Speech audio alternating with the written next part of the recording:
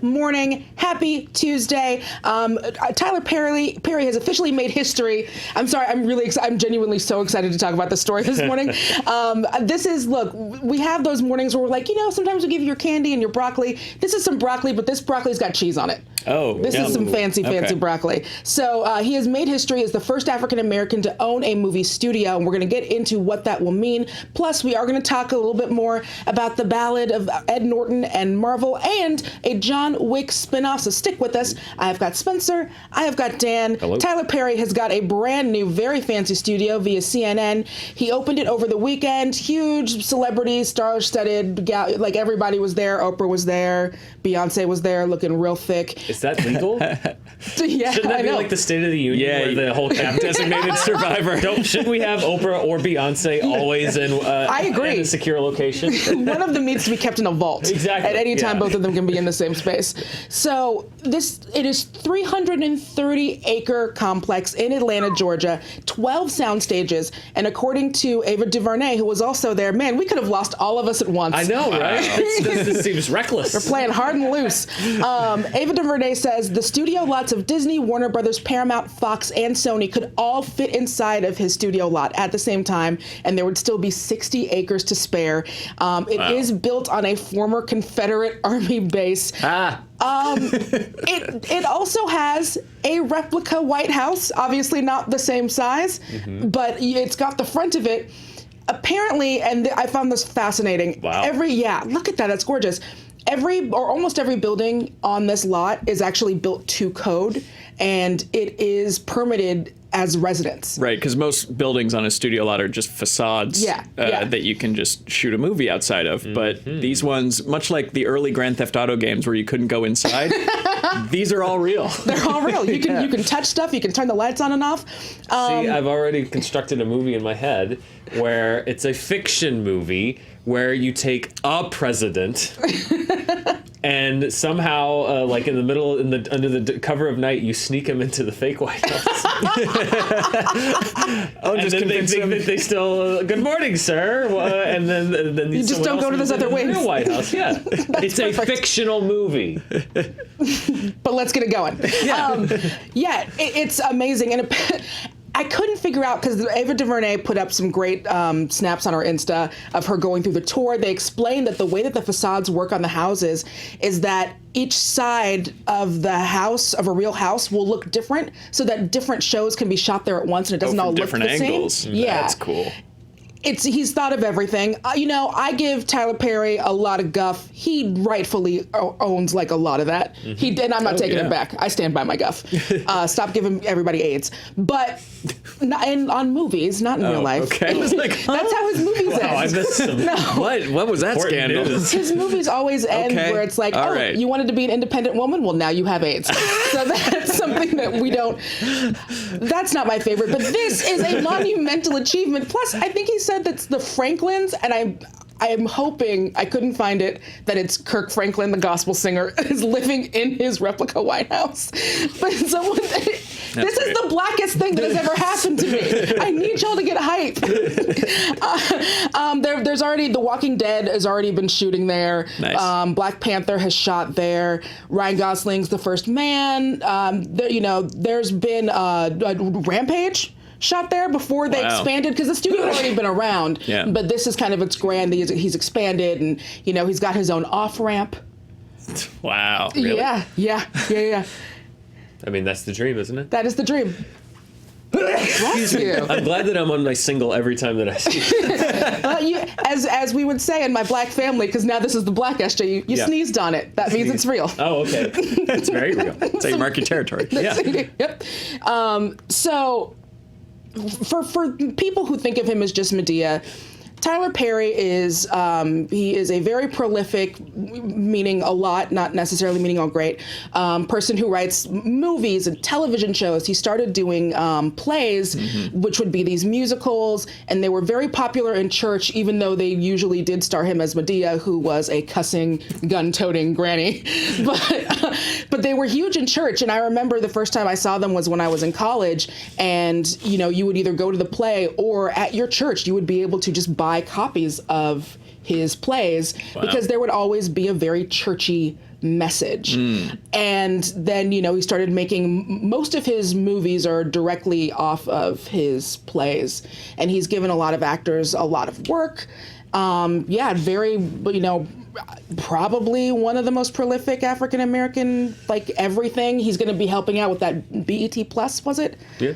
I couldn't remember if it was Plus or if it was another. He's a busy man. He's a busy man. Yeah.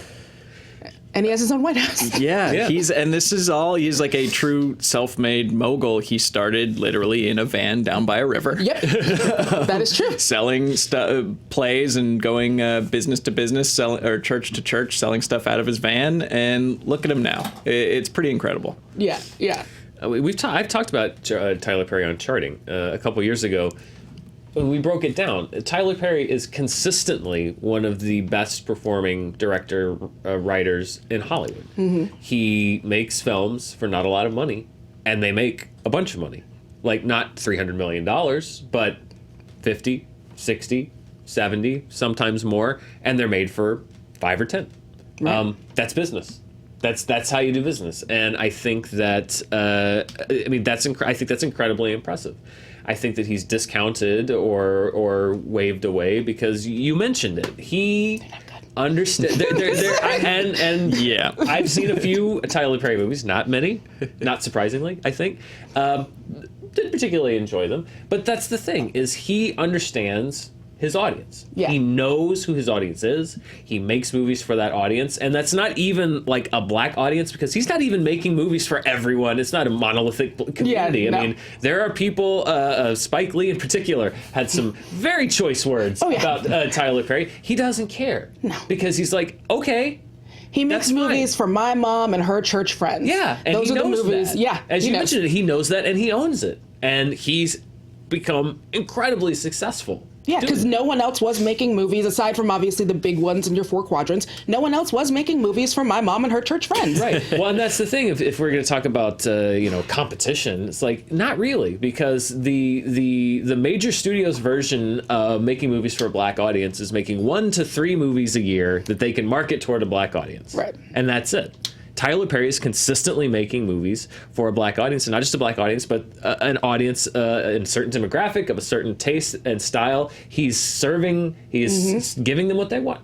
Yep. And that's you can sit there, you can judge it, you can say it's not good, and people certainly have. I think that he takes the right approach to it, which is just okay, it's not for you. It's not, but that gets to the thing that a trigger warning here. But that gets to that whole thing that caused so much consternation. The thing that Brie Larson said when she was talking about A Wrinkle in Time, when she said it wasn't made for you. The way that I interpret that, when they say it wasn't made for you, that Tyler Perry's things, Tyler Perry doesn't make a movie with me in mind. And that's fine. That's totally cool. It's not Tyler Perry saying, you can't come to this movie. It's Tyler Perry he's very happy to take everyone's money. Yeah, I am making this movie for an audience that I have in mind. And I think going all the way back to that quote, the quote that launched 1 million channels, I think that was the intention. It's not, because he was talking about A Wrinkle in Time. It's not saying The Wrinkle in Time isn't made, you can't go see it.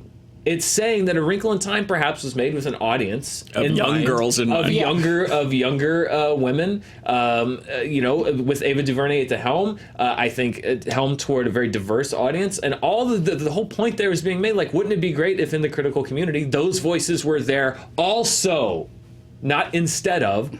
Also. No, I'm definitely here to take your jobs. Yeah. I mean, I know that you're being groomed as a replacement for all of us, but that's okay. But I think Tyler Perry exemplifies that. He exemplifies this idea of, hey, I know the audience that I'm making movies for. Maybe you don't get it. That's cool. Yeah. You don't have to go see him, but he's also not going to say, I'm going to cater to and pander and say, I want to make a movie that makes $300 million, so I'm going to make these. No, he's totally fine with making a movie for $10 million that makes 50. Yeah. And a lot of people won't like it, and he's cool with that. And that approach is clearly working. He owns half of Atlanta now. Yes. Apparently. Yeah. At least half of it or some of it. So do we think that this could be a precursor to make other people who are making more content attempt to, I don't know how, but attempt to emulate it and maybe start building more of their own independent studios? That's interesting. I think that there's the potential there. Like, like, what's the line? Because these creators are getting 9-figure deals to develop movies and television for studios, but like, I can't even imagine how you could bootstrap like an independent movie studio today. Yeah. Like, I can't even fathom how you do that. And with his, he started small and he built and he built and he built. He didn't build all of this, It happened naturally. A fake White House is not built in a day. And like, I think that being in Atlanta has a lot to do with it, and not coming to Los Angeles. Like, you could maybe Lord and Miller should just have like a compound in North Dakota or North Carolina, where there's a lot of shooting that happens out there. There you go. Like, if there are these other places that are ready to do large scale film and TV production, like, maybe you could. Yeah. Maybe we could have these like walled city states of film and TV out there. That'd be great. I mean, people film in Atlanta because it's Georgia has very good tax breaks for film productions, and B, it's cheaper. It just is. Land is cheaper. The cost of living is cheaper. They're not using the Confederate Army base anymore. Exactly, they closed that down 50 years ago in Georgia. That's when the lights went out in Georgia. We found it. We figured it out. That studio is going to get a ton. It's because it's not just going to be him. We know he's obviously always going to have more things coming. He's got his streaming service. He works a lot with OWN and with Oprah. But also, these big productions are going to come in and they're going to use it because they're already there. And I think that's what I like about, and it's not just this example, but the way that things have worked now in the advancement of how movies are made, which is that there's not two bases. You can make them anywhere, because being able to headquarter in Atlanta, and it's not just Tyler Perry, Marvel is headquartered largely as far as shooting in Atlanta. Walking Dead's been doing it in Georgia for years. Black Panther filmed at this studio. Black Panther filmed at this studio. But this idea of don't try to move the water. You go to the water. You can go anywhere to make a movie because of technology, because there are skilled people of skills that live all over the country now. If you ever want to see the difference in real estate can be, go to Universal Studios in Orlando and go to Universal Studios here. The Universal Studios here is like the Simpsons ride, I'm pretty sure, is on top of Transformers. Like double stack. You have to go down this escalator that if you tripped, you would die. You would die. It's like climbing a mountain. You literally are at an angle, and you see like people at an angle. You're like, no, I'm like at a 45 degree because there's no room. Whereas you go to Orlando, and it's this whole vast acreage of farm, and there's like just a farm in the middle of it. Because there can be. So we should have a reverse Manifest Destiny and retake the middle of the country. Yes. I mean, a lot of people are saying that's happening anyway. So no. What I'm saying is I like that. Democratize isn't the right word, but this idea of removing these barriers and boundaries, saying like filmmaking can only serve this audience, it can only happen in these places, and saying like, no, let's let the opportunities arise where they may, and open those doors. That's what it's all about. Because sound stages are like army barracks. Like they're just massive, empty, enormous structures that you can fill with whatever you want. You just need a crew to build fake Seoul or wherever Marvel movies pretend they're in. And you can really only do that. We're out of land here in Los Angeles. Yeah, we're done. We're done. So let's go to the nice creamy middle of America and make some movies. Heck yeah. Georgia's not in the middle, by the way. No. It's over on the east. But it's not Los Angeles and New York and like the middle. Like it's geographically inaccurate to say that Georgia's in the middle of America. Is it in between the two? Then yeah, it's the middle. All right, maybe not quite the nougat, maybe a little bit of a peanut. Thank you so much for staying. See, now I see why you love the broccoli so much. Coming out. We got referred to as a flyover state so many times growing up. I'm like, no, screw you. We exist, damn it. You should build a studio there. I would love to. Yeah. See, give Dan money. Let's do it. Yes. Yeah. We would only make like numbers-based movies. They would not be successful. All right, this is SJU on Fandom. I'm so happy. Now I know why you love these broccoli stories so much. They're so much fun. Broccoli. Oh, the broccoli is Ironically, so good. hate broccoli in real life. Get enough cheese on it. Yeah, see? It's anything. Yeah. I can eat my shoe if it had enough cheese on it. And that'll be our next episode of Power Levels. Yeah. But right now, our first new episode of Power Levels is out on Screen Junkies channel. We forced an actual physicist to do real science on some very important questions about fake stuff. The newest episode is Batman v. Batman v. Batman. Watch it, tell your friends, share it. We really appreciate it. Everyone's been working really hard. These look amazing. There are jokes all over the place. Oh, yeah. And literally, you just pause at any frame and you're going to find something really funny that you didn't notice before. So go check that out. This weekend, it's back, baby. Movie fights. Woo! Watch for that on Saturday. Links for all of that will be in the description down below. Now, story number 2, we've got some Marv drams. The Incredible Hulk behind-the-scenes drama. I almost said BTS, and then all of our mentions would have been flooded with K-pop fans. It could have driven the views up. That's true. We got to start putting BTS in everything. We got a BTS story out in the SJU today. Be sure to tune in. Oh, right. Thought about that, see? All right. So this is via the New York Times originally, and then if you want to watch it or read it with no paywall, you can go over to the Hollywood Reporter. Nice. They brought it on themselves.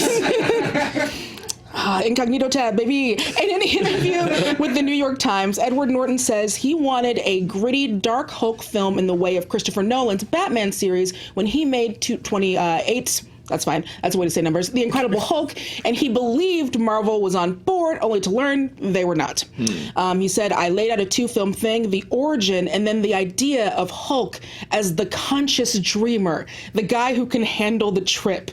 And my guess is conscious dreamer is when they stopped listening, if I had to guess. Possibly, yeah. He said that that's what we want, and as it turned out, that wasn't what they wanted.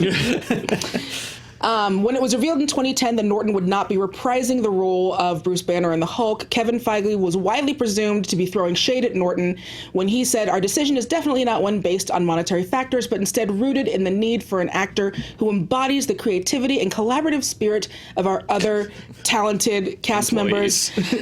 Norton said, yeah, which was cheap. In response to that public dragging. It was brand defensiveness or something. Ultimately, they weren't going for long, dark, and serious, but it doesn't matter. No, and that's borne out with the direction it went, even if going back and watching, because we know we had to recently do that rewatch for our every Marvel movie ever trailer. It doesn't fit in anywhere in any of the tone with the other Marvel movies. It stands out pretty much on its own. And Norton maintains that there was no weirdness, there was no fights, nothing happened between him and Feige during production. So would you have been interested in seeing this darker, Norton-y exploration of the conscious dreamer Hulk? Maybe. I mean, there's a bit Ang Lee-y sounding. Yeah. I think it's important to remember that the Marvel that he's speaking of when he had these deals is not the MCU of now. No. Incredible Hulk was movie number 2. Incredible Hulk came out a few months after Iron Man. If not like a couple months. There was not yet this grand... He's right, it wasn't what they had in mind because they didn't know if what they had in mind would work, or even if... I don't even know if they did know what they had in mind exactly. Right. So, it's... I agree. The vision moved on from what he wanted. Yeah, I hate to both sides things, but this was... I do think that there was kind of a bait and switch to get Ed Norton to play the Hulk. And they're like, whatever you want, Ed. Like, come give us like that prestige glow that we want. And everyone knows he's a huge fan. Other productions of the Hulk have been trying to get him, and he would read the scripts and go, nah. Yeah, so come on, like, let's do your version or whatever. And then they saw it and they said, we don't like it. And there's, I wouldn't call this bad blood, but I'd say it's just like, it's like a bad date. You don't want to call each other back again. Yeah, he got ghosted. It's fine. Yeah. I mean, he's not easy to work with. True. And I don't think that's a slam. I think I don't know. He may say that. He may just say that he's particular. But I mean, it's not just this movie. It's many, many, many movies where he's very famously just very particular about things, about how he wants the finished product to be, about how, there's sort of American History X and people get locked out of editing rooms. And he's a very meticulous actor, and he wants a great deal of control over the finished product, and that's not necessarily something I think as Marvel looked long term. I mean, it's true what Kevin Feige said. I love non-media trained Kevin Feige. Like the Kevin Feige of today would never give a quote like that because it's basically saying Ed Norton's a little bit selfish and he doesn't want to play with others, and we're going to find somebody who will, whereas he would never say that today. But I mean, I think that's true. He was a casualty of a growing cinematic universe, and a movie that wasn't particularly successful financially or critically. Right. I find it just funny that his idea for an entire Hulk movie of him becoming a conscious dreamer and the guy who can handle the trip was entirely addressed off screen between Infinity War and Endgame, and Hulk's like, I figured it out. Yeah. I cracked the code, baby. Like, I'm all good. Glad you didn't have to see that 2.5 hours because it was a slog. There's a lot of meditating and candles. I just see like a theater in New York, like in the back row with a hat like over his head, like Edward Norton, just so ironically angry watching Avengers Endgame, like, that was my movie. It's actually pretty easy, bro. You're just like, why be so mad all the time? Just relax. Have a taco. I had it planned out. It was Psyche and the Greek god. Yeah. And the seeds of that were in The Incredible Hulk, because it's all about like meditation. I can't get my heart rate up and stuff like that, which made for a pretty boring movie. That's where it ends. It ends with him becoming the conscious dreamer and opening and they addressed it in one line in the Avengers, and then he punched a spaceship in the face. Turns out an adventure based around not raising the numbers on your Fitbit isn't necessarily the most exciting thing. Yeah. That's why the Hulk, I think, is not as good of a solo character in the films, at least, as he is in maybe the comics and these ensemble movies, because like as a human.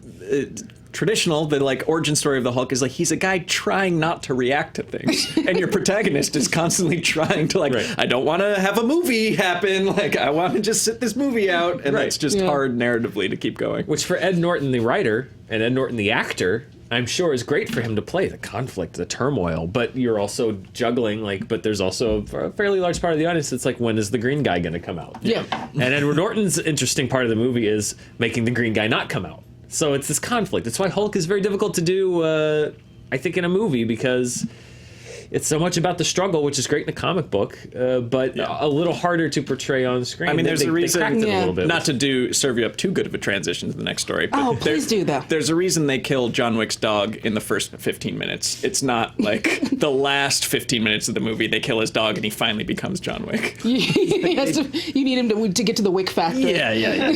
Jump to the Wick. Yeah. You just need to hear a guy whisper about killing somebody with a pencil. That's all you need to know. Yeah, that's all you need. You don't need to see him find the pencil. Sharpen it, use it, find the guy who found the pencil, and then tell the story about the pencil. You just tell me the pencil story. Yeah, just get to the pencil story. All right, and in story number 3, John Wick is getting a spin-off, Ballerina. It is in works. This is via Deadline. Lionsgate has set Len Wiseman to direct Ballerina, an action spin-off of the lucrative John Wick franchise. Ballerina focuses on a young female assassin who seeks revenge against the people who killed her family. Seems like a good reason. Sure. So it looks like this is being fast-tracked. They're by the script by Shay Hatton, whose credits include the upcoming Zack Snyder-directed Army of the Dead for Netflix and John Wick, Chapter 3, Parabellum. I feel like I can't say that too fast. I know, right? And so the character concept was teased in John Wick when Wick went to Angelica Houston's character, the director, for help, and we saw ballerina assassins under her training. It isn't clear at this point whether Reeves will be in the film, although if he does, it can only be for like a cameo. So I'm excited for more John Wick things. I think I'm more into this than I'm into The Continental. What do you think? What's the Continental? I mean, aside from the hotel, the TV show. TV show. Yeah, about the hotel. Yeah. Yeah. I mean, I think hotel. I know I'm not in the majority. I think on this panel or in this office of like, I actually don't care about the logistics of the world of John Wick. I don't. The first one is my favorite because it is so straightforward, and I'm there to see. To read between the lines and kind of imagine how this world works, or just to know that there's a mysterious underground. I don't need to know the bureaucracy and the HR department of assassins and the leader and the sheik and the everything, so on and so forth. You don't even know where to turn your time sheet. Who was that guy in the desert? Why did he go to the desert? It's pointless. the guy. But you know there's going to be another guy above the guy. There's always another guy. Where to find the guy. I agree. The org chart is just like out of control in John Wick. I liked John Wick wants to kill Theon Greyjoy because he killed his dog. Yes. That's very straightforward. Right. Easy. I was on board. Yeah, I agree. me. Like, and I like the second movie. I'm the third one for me again was like started getting layered and layered under bureaucracy. And just like cut through the red tape. Keanu Reeves kills a bunch of people. It's a very simple concept that they're trying very hard to complicate. We don't need it. We don't. I don't need it. I like. I mean, 3 I thought was going to be the last one, and then when it seemed like it wasn't, I was like, oh man, like I wanted it to be the last one. I don't need a verse. I don't need to averse everything. Well, we're versing it. Verses. Lionsgate wants to verse it because they do. the YA is just gone now. Like we don't have YA movie franchises anymore like we did that sweet mid 2000s. We had a little bit of a boom. We had a boom, but the problem is that I think we couldn't get as violent. They as bought we all wanted. of them. Yeah, they had the Hunger Games, they had Divergent, they had the Scorch, so or whatever. The Maze Runner, Hunger Train, the Scorch, the Maze Runner, the Maze Runner, and then it was the Death Cure was the third one, and then the Scorch Trials. Yeah. Did they have The Thinning? No, The Thinning is the Jake Paul, the Logan Paul one that's on the YouTube. One? Yeah. Oh, no. It's about an evil test. Okay. It's the evil SATs. All right. It's not a YA version of Stephen King's Thinner. No. That's too bad. So, Lionsgate, yeah, if they want to turn this into a verse it up. I think that, like all of these things, like this is an idea it's in the execution. If you can make a film on par with John Wick as far as stunt coordination and just the balletic action, that's great. If they are just trying to cash in, and this is going to be like the direct-to-DVD thing that every successful movie sometimes gets, you don't need to. We're not going to follow you there. Because being an assassin out for revenge is not why we came to see John Wick. Like, no, it was the shooty stuff. We've seen that plot play out many times. If they're going to bring real ballerina action to this, see, that's my question. Yeah, was she trained mostly in ballet, and is she going to do first positions across somebody's ballet kata? Right, ballet kata. That's what I want. Much like the best film ever made, Jim Kata. It is the best film ever made. Where there's always a pommel horse nearby. If you need to fight off a goon, he's always next to the parallel bars. Yeah, him and Christian Grey. Yeah. So that might be my sorry. No, apologies. please. That might be my favorite scene in the entire 50 Shades of Grey trilogy. Is the 5-minute interlude of Christian Grey on a pommel horse in his house. No, the movies is rough. There's bad. It's not great. But yeah, I agree with you. I think because there is this thing where there's Red Sparrow, and then there's the ballet stuff in Black Widow, where there does seem to be this thing of like, oh, you're going to be an assassin, but first, you got to learn how to dance. Which I mean, I guess they also did that for the Bears and other football teams back in the 80s to make them stronger. They would make them take ballet and take dance. That is a thing. Really? Yeah. Are you telling me William Refrigerator Perry was probably at one point enrolled in ballet classes? Yeah, Twinkle Toes, more than likely. Yeah, they were having football players always win Dancing with the Stars. Yeah, we know they did the Super Bowl shuffle, so we know there was some dance training with the Bears. That's true. Nobody gets a lot of lateral movement. Wow, we are old. We're not here to start any trouble, man. Come on. But yes, but if they actually incorporate the ballet in it, I think that I'm way more interested. And it's going to look stupid, and I'm going to be so happy. Yeah, I mean, like, the legs can go up and spin around and kick a bunch of people, but... Put a gun on it! Put a gun on that leg. They did that in Planet Terror. Yeah, that was awesome! Rose McGowan, she had a gun leg. It was fantastic! It was pretty cool. It was really cool. Yeah. I don't know. Wick-averse aside, it's also, we were entering a world of many previous ballerina assassins. It's like you're going to have to distinguish yourself from the somewhat unsuccessful to fairly unsuccessful Red Sparrow movie, and then an upcoming Black Widow movie, which I'm sure will have at least some element of ballerina assassinism to it. I don't know how many ballerina assassin movies the marketplace can handle. Yeah. Well, there's Anna. I think that one might have some ballerina-ing in it, well, too. Then you had, there's no ballerina, but you had Atomic Blonde, which was already sort of like female John Wick in the sense of just like, I'm out for revenge, and Charlize Theron is a badass doing her own action scenes, and etc. So it's, it's not so much like you can have as many female-driven action movies as you want, as long as they're good. It's distinguishing them in the marketplace from each other. Yeah. Which is why they attach it to John Wick, so half your work is done for you. It's kind of lazy, if I'm being honest. You talked yourself into it being lazy. Let's pitch a spin-off like this, but not based on ballerina, a different style of lady dancing, or dancing. I'm going to say crumping. Let's make it so that all female assassins have to crump. Whoa. Crumpaverse. Yeah, that's good. So this is like a profession that's secretly a training for an assassin? Yes. Can we cross franchise this here? Yes. Step Up. Yes. Yes. they're Please, dance I'm fighting. listening. Give it to me. It's a dance killing. Yeah. They graduated from dance fighting to dance killing, and you have to step up to the target and train to be an assassin. Oh, Haven't they already gone? It's a piece fell off of this chair just now. Yep. Haven't they already gone to like 3D and everything with Step Up? They have. They've done in the streets. They've done 3D. They've done a lot of them in the rain. There's a TV show, I think. Load Up. Load Up. I like that Load one. up to the streets. Load up to Yeah. the I can't beat streets. that. I don't know. Can't beat that. All right, tell us your ideas for, or just Step Up spin-offs and how they can fit in the John Wick universe. Wasn't one of them about like dancing a revolution It away? sure was. Yeah, okay. Just That's- checking. it sure was. Please, someone let me write a Step Up sequel. Thank you so much. This has been SJU, and we will see you all tomorrow. Bye.